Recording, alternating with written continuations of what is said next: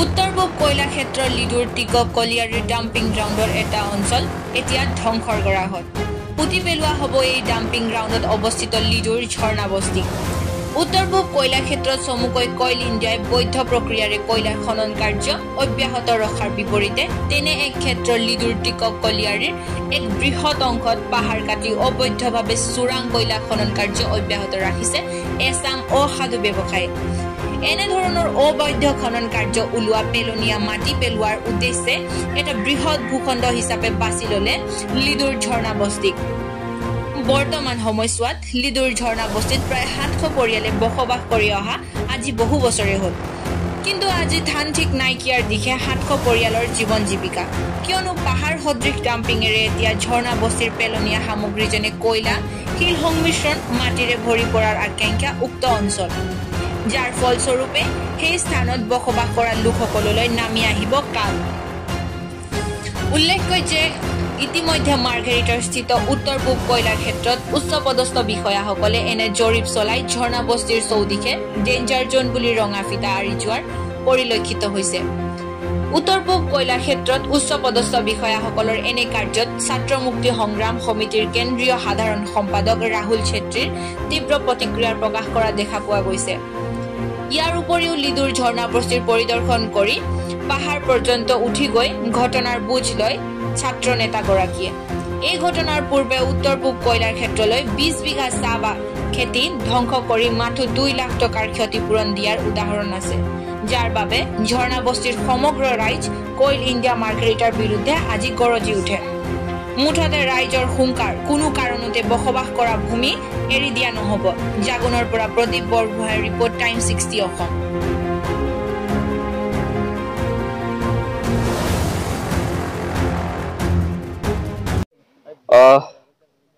আজি Margherita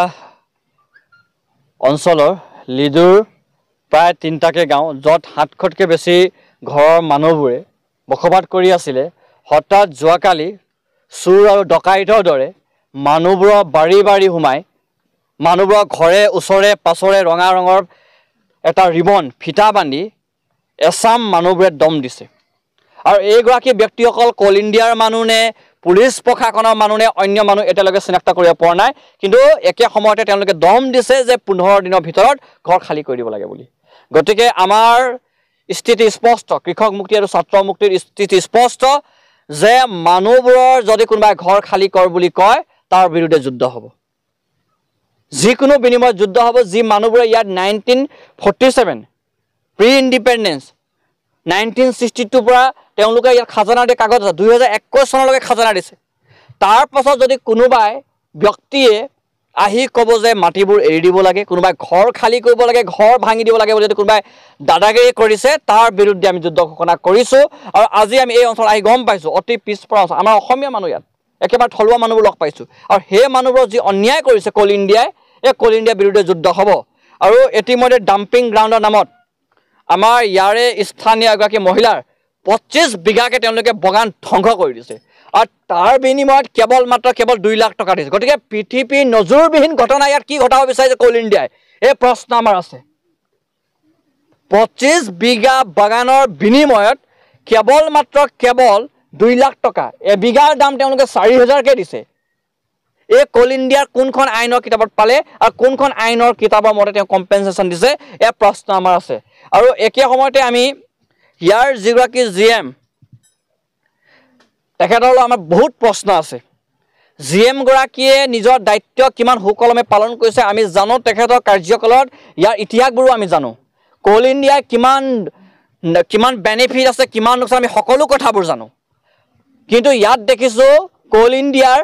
dumping ground বনাবৰ কাৰণে 700 ঘৰক তেওঁলোকে উঠি পৰি লাগিছে, 700 ঘৰৰ মানুহবোৰক তেওঁলোকে নিৰ্যাতন সৃষ্টি কৰিছে। গতিকে এতিয়া ইয়াত ঐক্যবদ্ধ যুদ্ধ হ'ব। এই যুদ্ধ স্থানীয় প্ৰশাসন আৰু কল ইণ্ডিয়াৰ বিৰুদ্ধে হ'ব। যদি কল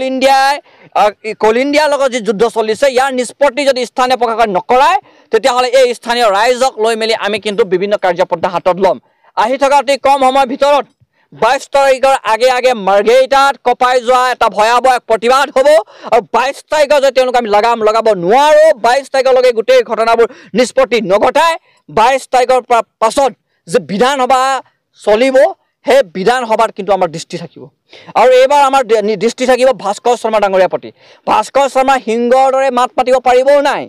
এই প্ৰশ্ন আছে আজি ছাত্ৰ মুক্তি সংগ্ৰাম সমিতিৰ স্থানীয় মানুহবোৰৰ বিপদ স্থানীয় মানুহবোৰ কান্দিছে আজি ল'ৰা ছোৱালীবোৰে ৰাতি শুব পৰা নাই স্কুল কলেজ যাবলৈ বাদ দি মেলি আজি দিনে ৰাতিয়ে কান্দিছে যে আমাৰ মাটি সুৰক্ষিত হ'বনে নাই আমাৰ ঘৰখন সুৰক্ষিত হ'ব নাই বোলে সেই সময়ত আজি এই আমলা বিষয়া এই বিজেপি নেতা পালিত ক'ত গ'ল সেই প্ৰশ্ন আছে যদিকে অনাগত দিনত এই মানুহবোৰৰ প্ৰতি হোৱা অন্যায়ৰ কাৰণে আমি যুঁজিম আজি আমি এঘৰলৈ গৈছোঁ খবৰ কৈছোঁ মানুহ ঘৰত ঢুকাইছে 10 দিন পাৰ হোৱা নাই যি নীতি নিয়ম সকাম হোৱা নাই সেই ঘৰৰ 70 বছৰৰ বৃদ্ধক কৈছে যে আপোনালোকে 15 দিন ঘৰ খালী কৰি দিব লাগিব নহ'লে ঘৰ ভাঙি দিম বুলি কৈছে কাৰ দাদাগিৰিত কাৰ অহংকাৰ কাৰ আশীৰ্বাদত কোল ইণ্ডিয়াৰ এমপ্লয়ীবোৰে যিসকল অসমীয়া মানুহ নহয় অসমৰ পৰা বাহিৰৰ পৰা এই মানুহবোৰ কাৰ দমত অহংকাৰী দেখা আছে কাৰ দমত আমাৰ মানুহবোৰ ভাবুকি দেখা আছে এই প্ৰশ্নবোৰ আছে আৰু 16 তাৰিখৰ পৰা এক সংগ্ৰাম হ'ব আৰু এই সংগ্ৰামত আমি লিডু বুলি সমগ্ৰ মাৰ্ঘেৰিটা অঞ্চলৰ চুকে কোণে ৰাইজৰ সহায় সহযোগিতা বিচাৰিছোঁ এইবাৰ ঝৰ্ণা বস্তিৰ চকু পানী মুচিবৰ কাৰণে জাগুনৰ পৰা লৈ বুডিৰিং পৰা লৈ মাকুম কিল্লাৰ পৰা লৈ প্ৰতিটো অঞ্চলৰ মানুহে ওলাই আহিব বুলি আমি আশা কৰিছোঁ আৰু এই যুদ্ধত এইবাৰ কিন্তু কোল ইণ্ডিয়াৰ বিৰুদ্ধে হ'ব এই যুদ্ধ স্থানীয় প্ৰশাসনৰ বিৰুদ্ধে হ'ব আৰু এই যুদ্ধ যদি সঁহাৰি নজনায় স্থানীয় বিধায়ক আৰু MP সৰ্বানন্দ সোণোৱালৰ বিৰুদ্ধে হ'ব এটা কথা ইণ্ডিয়াই কৈছে এইখিনি তেওঁ মাটি তেতিয়াহ'লে চৰকাৰে কি অবৈধভাৱে কি বোলে ৰিভেনিউ লৈ আছিলে নেকি 2021 চনলৈকে মানুহবোৰৰ নামৰ যে তেওঁলোকে ৰিভেনিউ লৈছে ইয়াত এই খজনাবোৰ লৈছে তেতিয়া কোল ইণ্ডিয়া ক'ত আছিলে কোল ইণ্ডিয়াৰ নিজৰ মাটি বুলি কৈছে ইয়াত এতিয়া আমি দেখিছোঁ মানুহবোৰে চৰকাৰী আঁচনি পাইছে চৰকাৰী ঘৰ পাইছে চৰকাৰী নালা পাইছে ইলেক্ট্ৰিচিটি পাইছে অন্যান্য সা সুবিধাবোৰ কেলে দিলে আজি আমাৰ মানুহবোৰক ব্যক্তিগত মুনাফাৰ কাৰণে এই ঠাইৰ পৰা হস্তান্তৰ কৰিব বিচাৰিছে নেকি তেওঁলোকে নিজৰ ব্যক্তিগত মুনাফাৰ কাৰণে আমাৰ মানুহবোৰক ঘৰ ভাঙি দিম বুলি ভাবিছে নেকি এই কথা মানিলে নহ'ব কোল ইণ্ডিয়া ইয়াত কেলে আছে কোল ইণ্ডিয়াৰ অংকতে আছে ইয়াত কোল ইণ্ডিয়াৰ লোকচান কোল ইণ্ডিয়াৰ যিগৰাকী মেনেজাৰ যিগৰাকী ইয়াৰ এজেণ্ট ফেজেণ্ট এইবোৰ ৰাতিৰ চৰ্দাৰ তেওঁলোকৰ দিনত কম ৰাতিত বেছি কাম আমি যেতিয়া মুখ খুলি যাম আমি যেতিয়া ডিপ মাইনিঙৰ কথাবোৰ ক'ম 6 নম্বৰৰ কথাবোৰ ক'ম কিবা কিবি নম্বৰৰ কথাবোৰ ক'ম কোল ইণ্ডিয়াৰ মেনেজাৰৰ চকীৰ তলত ভূমিকম্প আহিব আৰু ভূমিকম্প এবাৰ কৃষক মুখে ছাত্ৰ মুখে দেখাব কিন্তু কোল ইণ্ডিয়াক কৈ দিছোঁ কোল ইণ্ডিয়াক আমাৰ চেলেঞ্জ আমাৰ মানুহবোৰক জোকাই নল'ব ইয়াৰ বসবাস কৰি থকা আপুনি যি মানুহ এই মানুহৰ ইতিহাস নাজানে ইয়াত আমাৰ ট্ৰাইবেল মানুহ আছে নন ট্ৰাইবেলো আছে এই মানুহবোৰে ইতিহাস নাজানে এই মানুহবোৰে নিজস্বতা শ্ৰম কৰি মেলি ইয়াত বসবাস কৰি আছে নিজস্বতা ত্যাগ কৰি মেলি নিজৰ ঘৰ বাৰী এই অঞ্চলৰ বচাই আহি আছে গতিকে এই মানুহবোৰক জোকাই নল'ব এইবাৰ কিন্তু যদি আপুনি জোকাইছে ইয়াত কিন্তু পৰিস্থিতি কোল ইণ্ডিয়া বিৰাট ভয়াৱহ হ'ব আৰু আশ্চৰ্যজনক বিষয় ইয়াত যে তেওঁলোকে এভিকশ্যন কৰিম বুলি কৈছে চিভিল এছডিঅ'য়ে গমেই নাপায় ইয়াত যে তেওঁলোকে এভিকশ্যন কৰিম বুলি মুখৰ পৰা দম দি গৈছে লোকেল থানাই গমেই নাপায় এইবোৰ ডকাইত নেকি এইবোৰ ডিমাণ্ড কৰিব আহিছিল নেকি